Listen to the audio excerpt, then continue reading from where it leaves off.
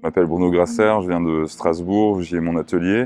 J'ai proposé une installation dans le parc Fenestre à la Bourboule, composée de 5 autotamponneuses qui sont dans une composition, un scénario, qui est une sorte d'incident finalement. Alors, j'ai l'habitude de proposer plutôt des accidents dans mon travail, mais là c'est plutôt un incident et en même temps ça correspond bien au parc, dans la mesure où c'est un paysage façonné par l'homme, une sorte de microcosme. Et on sait tout de même que un incident suffit aussi à bouleverser un monde et à le dévorer, quoi. Alors l'installation s'appelle Matrice, je l'ai nommé comme ça puisque je l'imagine comme une surface de projection de nos émotions. Et l'autotamponneuse d'ailleurs est un dispositif de rapport à l'autre quelque part. D'où cette stratégie qui est mise à l'œuvre. Voilà, les corps sont absents des postes de conduite. Seuls résident encore ces accidents, cette tôle froissée. Donc on peut imaginer la violence des échanges qui ont pu avoir lieu. Ce qui est intéressant, c'est que c'est pas que un parc, un square ou un parc public.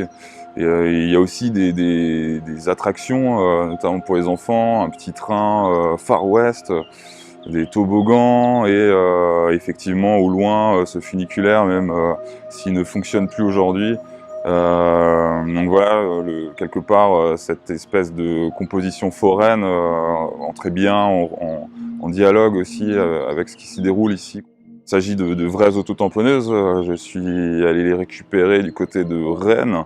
Et en fait, ce qui m'intéressait, j'aurais pu les fabriquer, mais les récupérer, c'était aussi récupérer la valeur d'usage de cette autotamponneuse et l'installation en elle-même, puisque bon, voilà, une autotamponneuse, c'est fait pour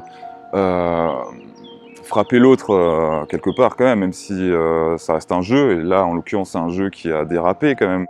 Donc quelque part j'exacerbe, je pousse à son paroxysme la valeur d'usage dans cet accident, cet incident plutôt. Et donc voilà, j'ai choisi ce verre qui n'est pas tant militaire, mais qui rappelle plutôt le verre en plastique de soldat en fait, de jeu d'enfant aussi encore une fois.